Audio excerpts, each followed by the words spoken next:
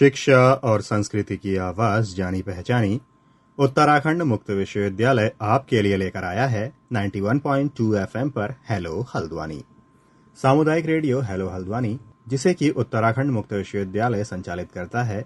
इस रेडियो पर हम समुदाय से जुड़े हुए, समाज से जुड़े हुए कई सारे मुद्दे अलग अलग कार्यक्रमों के माध्यम से आपके सामने लेकर आते रहते हैं और इसके साथ ही उत्तराखंड मुक्त विश्वविद्यालय से जुड़े हुए विद्यार्थियों की जानकारी के लिए भी हम कई तरह के कार्यक्रम यहाँ पर लेकर आते रहते हैं, जो कि उनके लिए पाठ्यक्रम या फिर विश्वविद्यालय से जुड़ी हुई अन्य जानकारियां पहुंचाते हैं।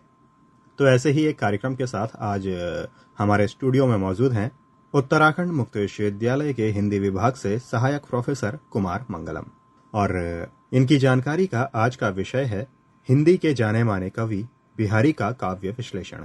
नमस्कार साथियों, मैं कुमार मंगलम उत्तराखंड मुक्त विश्वविद्यालय के सामुदायिक रेडियो हेलो हल्द्वानी में आप सभी का स्वागत करता हूं।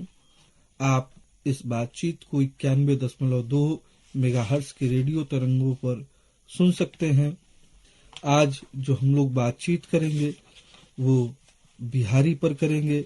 बिहारी हिंदी साहित्य इतिहास के उत्तर मध्यकाल अर्थात रीतिकाल के रीतिबद्ध कविता धारा के प्रमुख हस्ताक्षर हैं। इन्होंने रीतिकाल के आचार्यों के मानिंद कोई श्रृंगार ग्रंथ नहीं लिखा, लेकिन अपने मुक्तक कविताओं से जैसी उपस्थिति बिहारी ने हिंदी कविता में दर्ज की वह अन्यत्र दुर्लभ है। बिहारी के जन्म स्थान के संबंध में 3 मत हिंदी साहित्य के इतिहास ग्रंथों में उपलब्ध होते हैं: ग्वालियर, बसुआ गोविंदपुर और मथुरा। इन 3 स्थानों से उनका संबंध स्थापित किया जाता है। ग्वालियर को जन्म स्थान मानने वाले विद्वान एक दोहा के आधार पर ऐसा मानते हैं। वह दोहा है: जन्म ग्वालियर जानिए, खंड बुंदेले बाल, तरुणाई आई सुघर, मथुरा बसी ससुराल। तो बिहारी हिंदी के एक ऐसे कवि हैं जहां एक तरफ जिस रीतिकाल पर राजाश्रयी कविता की बातचीत की जाती है, कही जाती है कि रीतिकाल की कविता किंग्स पोएट्री है, राज दरबार की कविता है और राजाओं के भोग विलास की कविता है, मनोरंजन की कविता है, वैसे में बिहारी अपनी कविताओं में यह भी दर्ज करते हैं: नहीं पराग नहीं मधुर मधु, नहीं विकास यही काल, अली कली ही सो मंझो, आगे कौन हवाल।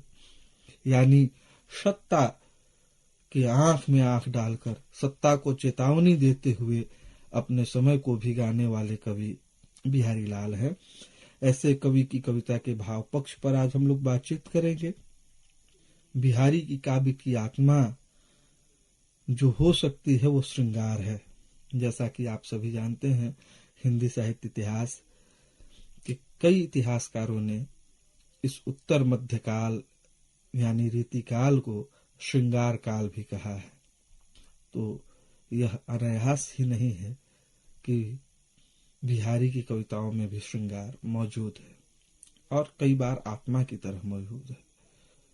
हालांकि यह श्रृंगार भी रीति का ही एक पक्ष है। श्रृंगार भी रीति के अंतर्गत आता है। इसलिए इस काल का जो सबसे प्रामाणिक नामकरण है वह रीतिकाल है। श्रृंगार की व्यंजना विविध ध्वनियों के माध्यम से हुई है जो इनके दोहों से अभिव्यक्त होती है। श्रृंगार वर्णन के लिए संयोग तथा विप्लम्ब दोनों पक्ष बिहारी ने स्वीकार किए हैं। संयोग पक्ष के चित्रण में बिहारी ने अपनी मौलिक उद्भावनाओं का प्रयोग कर संयोग को आनंद की चरम स्थिति पर पहुंचा दिया। आप उनकी कई ऐसी कविताएं देख सकते हैं: बतरस लालच लाल की मुरली धरी लुकाए, सौह करे भवनी हसे, दैन कहे नट जाए। या प्रीतम दृग मी चित प्रिया, पानी परस सुख पाए, जान पीछानी आजान लो, नेक न होत लखाए। अथवा उड़ती गुड़ी लखीलाल की, अंगना अंगना माह, तौलो दीरी फिरत है, छुअति छबीली छाए। और जब वे विरह वर्णन में आते हैं तो ऊहात्मक शैली के अतिशय बिंब ने बिहारी के विरह व्यंजनाओं को कहीं कहीं औचित्य की सीमाओं से भी बाहर कर दिया है। उनकी विरह की नायिका इतनी कृशकाय हो जाती हैं कि वो कई बार अति यथार्थ की लगती हैं, यथार्थ से परे जाती हैं, यथार्थ को अतिक्रमित करती हैं। एक उदाहरण देखिए, इत आवति चली जात उत, चली छसा तक हाथ, चढ़ी हिंडोरे सेज है, लगी उसासन साथ। यानी कि सांस के लेने और छोड़ने से ही उसकी जो नायिका है वो 6-7 हाथ आगे और पीछे हिंडोले की तरह जा रही है, इतनी विरह में कृशकाय हो गई है। अथवा सीर जतनन शिशिर ऋतु, शशि विरहनी तन ताप, बसिबो को ग्रीष्म दिनन, परचो परोसिन पाप।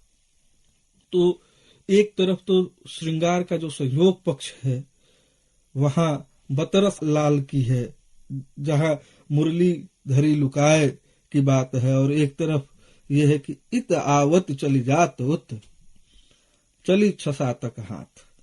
तो दो अलग अलग एक्सट्रीम, दो अलग अलग अतिशय उक्तियां बिहारी की कविताओं में मौजूद हैं जो बिहारी के भाव पक्ष को निर्मित करती हैं। बिहारी अपनी कविताओं में रीति परंपरा का निर्वाह भी बखूबी करते हैं। वो परंपरा स्वीकृत जो रीति का नायक नायिकाओं का भेद है, जो रीति की रीति है, उसका भी उपयोग बिहारी अपनी कविताओं में करते हैं।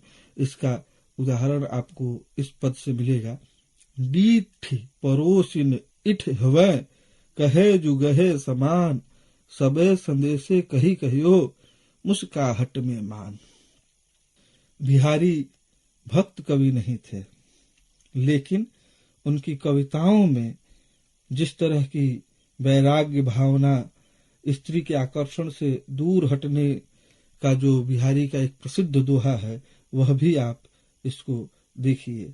या भव पारावार को, उलेघी पार को जाय, तीय छवि छाया ग्राहिनी, गहे बीच ही आए।